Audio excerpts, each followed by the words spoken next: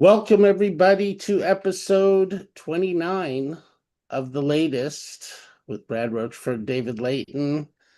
29, Brad. Do we have a party on the 30th or something? I'm not sure what proper etiquette is. I mean, we'll have to follow the rules of podcast etiquette. I've been really enjoying doing the latest for these 29 weeks. I know once or twice we had a gap for good reason, but otherwise it's been steady state for more than 6 months. It'll be good. And I was thinking about CES.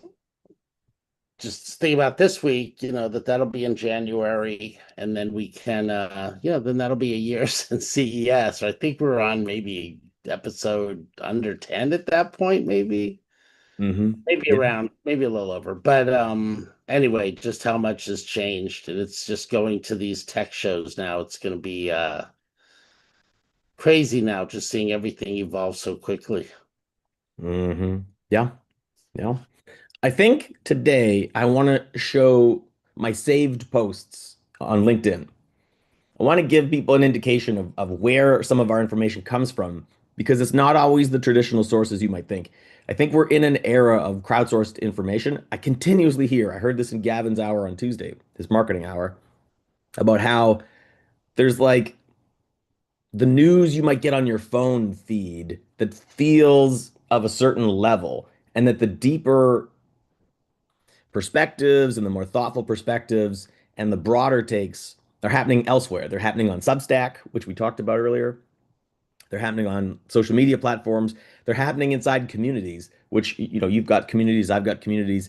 I encourage anybody who's interested in technology, in AI software, and what's going on in the world to find a community, join a community, or reach out on LinkedIn and say, can I start a community? Because so much great networking and information happens by just making friends with people. Like you and I, we had not met in person. We made friends through other people. And then we were in Las Vegas for CES. We were hanging out with a group of people. It was great. Um, I really strongly suggest for anybody that's not part of a community, reach out. I know the WITI community is a very welcoming space, WITI. Um, Try that. Start there first. So let's start here with some of my saved posts from the last 6 or 7 days, which That'd be great. I'm excited about this too, because I am doing the unconference. I don't know if you saw the link. I just turned in my thing last night, and then I'm going to also be doing it Witty Saturday. We'll go deep into LinkedIn as well. So I'm excited to hear some of this because again, while some people everybody calls me and I'm an expert at LinkedIn, but hey, things are changing every day. So as far as I'm concerned, Mhm. you're only an expert till the next feature comes out. You know. Oh my goodness. The number of software companies that are continuously turning the wheel, it's head spinning. So I find it very convenient when I'm on LinkedIn to just click the save post button. And so I saw this. I think if I click see more, it won't change the window. So we're going to find out. Perfect. Okay. So Gadir, who's the founder at Carbaba, says that they built 50 plus AI agents. Here's what they learned. And I'm not the AI agent expert, but I'm just learning some of the terms. Like, some of the best things you can do is just to learn the words. That's part of our AI ladder, is to learn the words first, and then the rules for using them, then go out and get some tools. So here's what we're hearing from the founder of Carbaba, Gadir, is saying that most people are doing it wrong, and the it is AI agents. So an AI agent is just like an advanced task. It's an automated task. You're saying like, hey, could you go read this information, think about it, write something, and bring it back to me? That kind of thing. So what her opinion is that people, seemingly most of them, are doing AI agents wrong, that they're using too many things and not getting enough done, that they don't have a clear perspective or a path to success. And she says it's chaotic. And this is a guide she's offering by Rakesh Gohel, and they believe it actually works. Um, so these are, actions performed by AI software that are more than just automation, right? And then they're suggesting to, use a proven pattern with real code templates. And let's pause there for a second. It's to start with a single or multi-agent design. So you're either using one tool to do one task, or you're joining a few tools together. Some people use make.com. Okay, make.com, so you can see that automation that you can see, flex, and scale. I think flex, they mean not to show off, they mean that it's flexible. I don't think it's like a flex. And then N8N is another one. the letter N, the number 8, the letter N. And these are flexible AI workflow automation for technical teams. And as you can see, there's like a flow of information. So this rectangle here says the AI agent, and then they're saying that you might go to this brand of model, Anthropic, which is Claude. You might use this memory. You might use an identification code from Microsoft. You might use this software for information, and it might have a couple branching questions, right? Should I update the profile? Should I add to a channel? Um, and that's for IT. Then they have for SEC, for development, for sales. Sales might be the easiest to understand. That you're going to get some reviews. You're going to apply some process to it. You're going to put it into a list. You're going to get some insights through a chat process. And then you're going to send that out, in this case, to Google Sheets. So basically, you're going to get some reviews from the internet, push it through a workflow, and then it's going to end up in a spreadsheet that you can use. And these things are automated, which means once you set it up, you go about all the rest of your tasks and you return to it. Just so we're clear on what people are doing with AI agents. These are very simple, repetitive tasks. Some people will say, oh, it didn't work and I tried to do too much. I'd say, well, the second half is true. You tried to do too much. Start with where it does work and try it. And I think that's the point of this post is that start with a single or a multi-agent design and use a pattern that's been proven, right? And this link should take you somewhere. And it says choose the right framework. So these ones are fast. This is for enterprise reasoning. This is ready to be evaluated. This is for collaboration and chat. This is for a lot of data, right? And this is for beginners, these different names. Agent, SDK is a software development kit. Language graph, Google, agent development kit, AutoGen, Llama Index, and Crew AI. And it says plug in the right tools and memory. They're suggesting to use these two softwares, Brave Search and Supabase, and get the right memory type. It says don't wait for the perfect framework. Combine the best protocols, which are the instructions, and then use a roadmap. So just so you understand that these are complex processes, right? This person's built 50 plus agents, and they're saying that it is not as simple as going to the website, clicking 3 things, and just walking away, coming back a day later and complaining you spent 20 bucks. Treat it like a serious professional endeavor and go, okay, I might have to assign someone for the morning to get this done. However, if it works, it could save us weeks of work. So Jimmy Slagle, similarly, he says he builds AI agents and workflows for marketers, right? And he boasts that ChatGPT now has the ability to assign your product. If you're selling a coffee maker, if you're selling hair bands, if you're selling shoes or lawnmowers or a fence making tool. I'm just thinking out the window here, the lawn, the fence, whatever. Um, if you sell a physical product, you can go to ChatGPT and you can tell ChatGPT the same way you tell Amazon, hey, list my product because I'm selling it. You can now tell ChatGPT, hey, my product exists. So if you're selling a good, you can fill out this form so that your product is going to show up in its AI search results. I think that's a topic for today on the latest, is that the Internet of computers is an ungoverned Wild West when it comes to rules. There are no real rules on what people have to use for the way they get their information. There are just preferred methods that are the ones that make money. David, does that make sense to you? Without a doubt. There's many Right. ways to get there for sure. Yeah, so we'll carry on. So Jimmy, thanks for that, right? That he says that if you want to go to ChatGPT and ask, through some kind of search, how to sign your product up for the AI search, essentially you're helping people find your product if they're using ChatGPT as their primary source of information or one of their primary sources. So then Chris Long, who's the VP of marketing at Go Fish Digital, he writes about search engine optimization.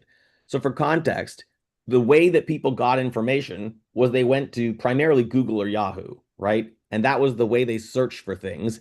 And the business behind Yahoo and Google, we called an engine because it worked. It got you somewhere. It does not have to go deeper than that car metaphor. So it just got me somewhere. And so Right. to optimize your website means that Google found you easily and Yahoo found you easily and Bing found you easily. So if someone in your area said, where can I find patio furniture? They went, oh, right to you. And that was meaning that you were optimized, right? You had the right information so it could find you. A 5 to 8% shift has happened. I think it's 5 to 8%. That 5 to 8% of business that used to be people going to Google or Bing or Yahoo are now going to Perplexity, Claude, Gemini, and ChatGPT. So search engine optimization is no longer the only thing to do. You now have to do like a large language model optimizing. You have to say, is my website, is my social media, and is my information that I want my customers to have, is it going to the place where now like 10% of the customers are now going? So Chris is telling us that if you want to influence the way these language models get there, there's a study that was actioned by Nick Lafferty and Profound. They analyzed 30 million citations to understand how do these language models get their information. And here's some of the key findings. That ChatGPT leaned heavily on Wikipedia. That's interesting. What do you think about that, David? Very interesting. Hey, that's I hope they're compensating them some because Wikipedia always has the give me $5 when you go to them because they're trying to keep things going, but that's very interesting. Oh, did I click away from it? Okay. I guess I clicked onto where Or it's coming maybe just from. the post itself. Yeah, maybe just the post itself. What you have might be up there a little bit. There you go. Yeah, right. So the big takeaway, let's go back to number one. So he said that nearly half of the citations are coming from Wikipedia. If you have an ability to put a Wikipedia page together about what you're doing, do so. Yes.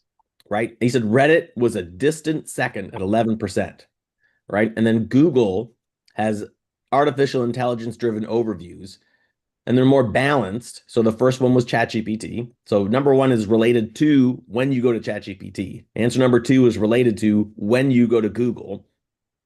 Now, Google has since changed the way that you get answers here. If I type in like patio furniture, like that, you can see this red button up here, AI answer. Excuse me. AI answer. When I click that, now I get a tab on the right-hand side. Um, hmm. Or is that my HARPA tool? Have I just used an external tool to get that? Maybe I have.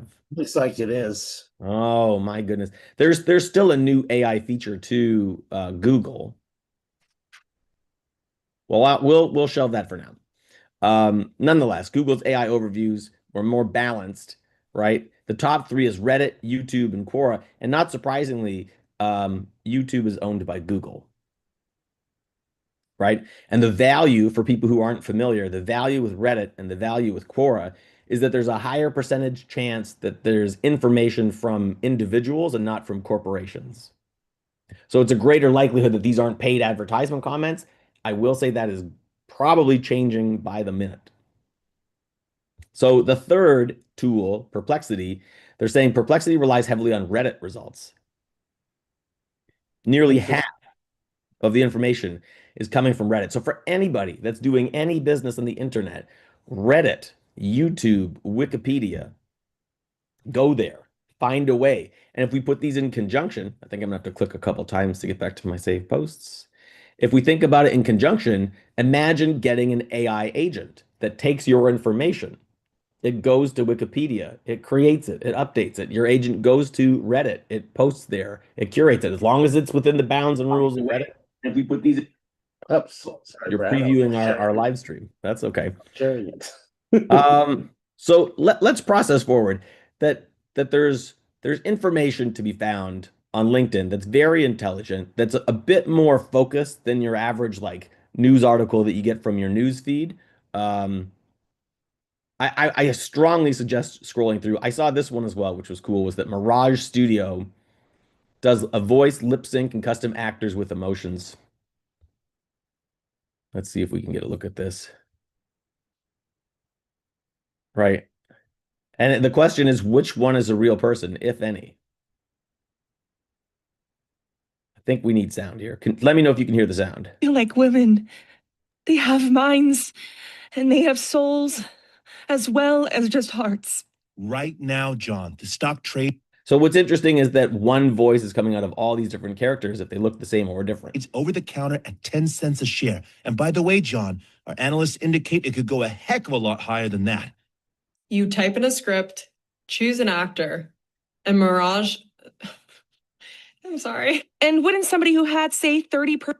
So it's really impressive that these tools are coming out. They keep coming out. And I know I think we talked last week about 11 Labs with Conversation 2.0. So if you haven't checked out 11 Labs, check out 11 Labs 2.0. All of these tools, the video, the audio, they're all improving really, really fast. So if anybody hasn't been using Perplexity, they now have a Labs feature, this light bulb in their search. You can start to create projects, which means you can have more context, you can have folders, you can add files to it, you can continue to create from it. Google Gemini has something really cool. If you use Google Gemini and you do a project, let me rephrase that. If you do research, if you click the deep research button, okay, so I'll skip this process because it takes a few minutes. But basically, I researched some websites. You can see it says research, right? When you open that, there's this new button at the top called Create. So this is for Google Gemini users, right? If you've asked it, maybe I'll start a new one so we can just see what that looks like, right? If I go down to a Gemini prompt window and it says deep research and I click that button, right? It says deep research is now smarter than ever. And I said, you know what? I want a deep research on deep sea diving or just anything, right? Anything you want, doesn't matter what. When you get the answer, right? There's a new button at the top that says create. I can create a web page from that information. I can create an infographic, a quiz, or an audio overview. I wonder if my infographic is here. All right, so this is about the blueprint of a bestseller book. So this is my infographic. Before, the infographics just approximated what an infographic looked like. They're like, I don't know, there's some shapes, there's some colors, there's some words, but it didn't actually match. These now match, right? So this is now what is a bestseller book? The copies that are sold in a week, the copies that are sold in a year, the optimal word count, right? The sweet spot for pages, how to craft a winning title, the marketing and the promotion flow of getting to a bestseller, the roadmap to bestseller status. This is, before the launch, the pre-launch, the week of the launch, the post-launch. It's really interesting how much these tools are changing all the time. You have an American IP address. I was hoping, David, that at this point you would show us Google Labs because I can see this, but even right now, I don't know what this does. This looks super cool. No, let's check it out. It's having some LinkedIn issues this morning, coincidentally, but it has been resolved. Good. So sorry about that background noise, but up here, no W's, just labs.google, right? They make it easy. So many new things, Brad, on Google Labs. And like you said, I guess some of this stuff's US based, although I didn't realize that. So you told me. So Flow, some of the filmmaking tools is interesting. I've looked into some of it. Haven't played with Flow much. Have you created a Flow? I think that's a place where you can use VO3. So if you have the subscription for it, Flow will let you use VO3. Interesting. And then if you don't have it, can you use it? Let's check it out. So Okay, VO is Flow. the name of their tool, and I think there's different versions of it. VO 1, 2, 3. The 3 Oh, being I the see. newest and strongest. Got it. So then it would let you use one of the lower ones. All right, so we're not going to go into that. Cool. Let's look at what Jules is interesting. What is this? Have you seen that? Was that new? That failed real quick on It us. is new. It's their coding agent. Ah, interesting. Okay, so portraits. I like that. Interesting. I could guess she's within a Van Gogh. I kind of like that. Oh, that's Kim Scott. What can I? Yeah, I've met her actually.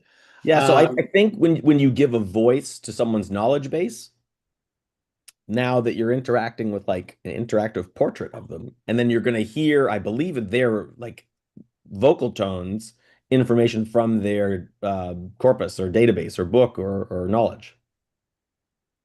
Wow. Right. So I think it's a way for people who have books, who have PDFs, who have information to get people to interact with them. Right. Okay, I'm gonna have to show this to Scott Alberts, who's the expert guy, but this is kind of cool, right? You can just kind of create your AI expert. Mm-hmm. Yeah, right. It says starting with personalized AI-powered coaching experiences. I mean, Right. that's just the starting place, so it could be anything. I don't know what I just agreed to. Oh, that's interesting. The candor coach. Right. And What now happens if you chat with Kim? all right, let's chat with her. There. I'm a virtual Kim Scott, here to help you get more done with less drama. What kind of tough conversation are you hoping to practice today? Um,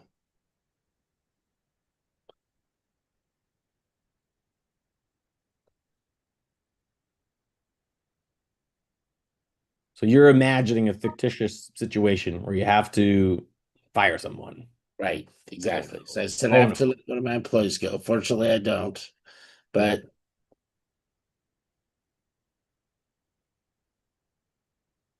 Okay, that's one of the hardest conversations to have. My heart goes out to you. What part of it feels toughest right now? Are you worried about their reaction or how to deliver the message clearly? what do you think, Brad? Well, I said there's a couple of options. We could say let's role plate the whole thing, right? yeah. Now I wonder, David. That's I wonder if Kim has recorded with her Absolutely, own let's do it. voice some of these Role answers. playing is a great way to right. prepare. I'll play your employee. You can just begin as you normally would. How do you want to start this conversation? Well, I'd like to say Jane or John. I want to. There's something I'd like to speak to you about.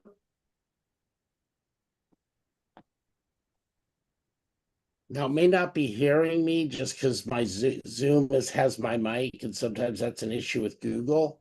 Mhm. But anyway, so we won't go through all that now. Maybe we'll cover this one time on the catch up, on the AI catch up, Brad. Okay. Yeah. Right? Because I think that way it'd be great to give kind of a full demo of this. So we may not have the same mic issues on StreamYard. All right, so I'm going to clip this. And then can you Poor- try Mariner? Because Mariner is the interesting one. This one right there. Oh, there it is. Okay, let's see this. Okay, what can we do with Project Mariner? A So I think research this is pro- Google's agent. Hmm. Okay, got it. So what do you think?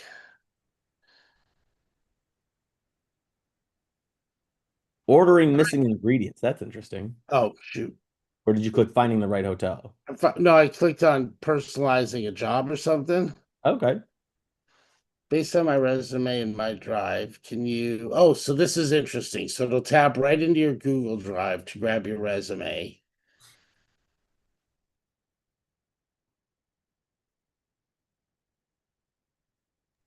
I think what's interesting here, David, is that this is the future.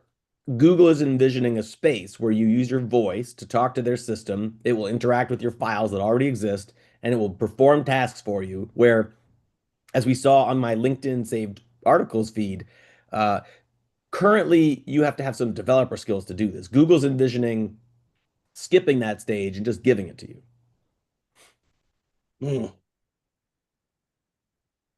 It's quite the future. I mean, and this is a very near future. I think we're weeks to months from these things rolling out. Yeah, this is interesting. But again, Brad, I think again with something like this, and I'm sure for any of our listeners that are out there looking for jobs right now, just applying for jobs, again, it's just going to be overload on the company, broken systems. I've spoken to so many people just this week that they apply.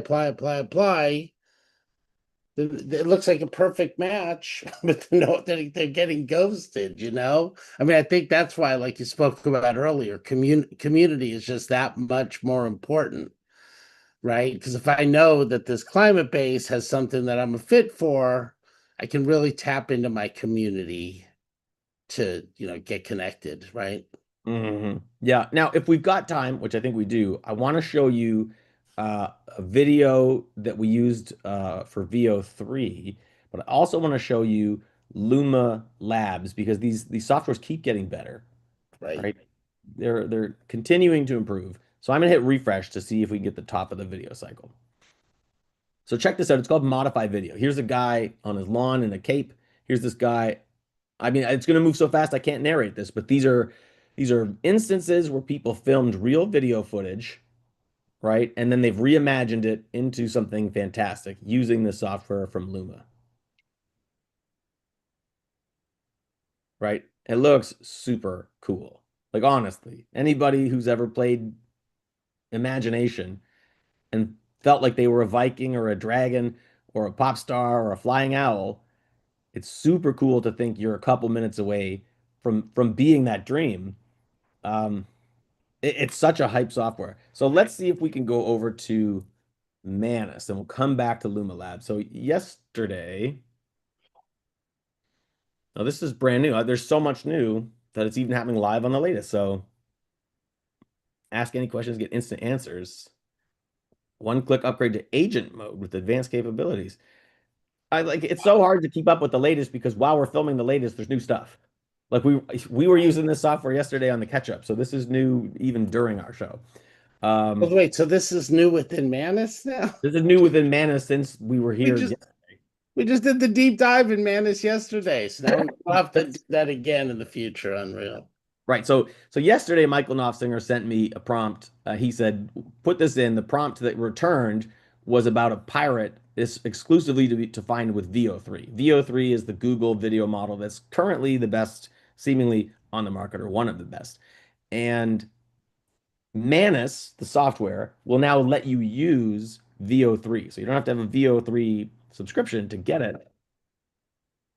Well, I'm trying to resize the window here. That's why it's lagging.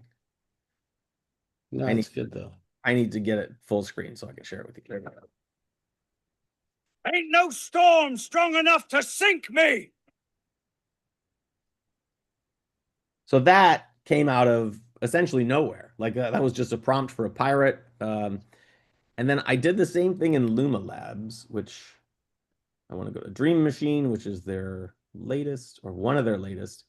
And if I click try now, it should say to sign in, which I am. Here we go. So it was the identical prompt. As you can see up here, what Luma did was it grouped together the words that it knew that rugged pirate captain was one thing, that waterlogged wooden deck of an old galleon was a wet ship. Like it knew that that was all one thing, or that lightning briefly illuminates the dark churning sky. They're like, let's show you some lightning. So this, surprisingly or not, is almost like frame for frame footage from Pirates of the Caribbean. Right. Right. And it didn't ask me anything. It just went, here you go. For anybody that wants to see the original prompt was generate a hyper-realistic shot of a pirate speaking to his video log on a stormy deck. There was nothing about that said Disney, Pirates of the Caribbean, Johnny Depp. The only thing we said was hyper-realistic shot, pirate, stormy deck. Okay? That's crazy. But just so you could see the quality difference, Dream Machine from Luma Labs. This looks like someone spent $100,000 making this. As we said in the catch up yesterday, 8 seconds of a shot like this might have been like $10,000 a second or more.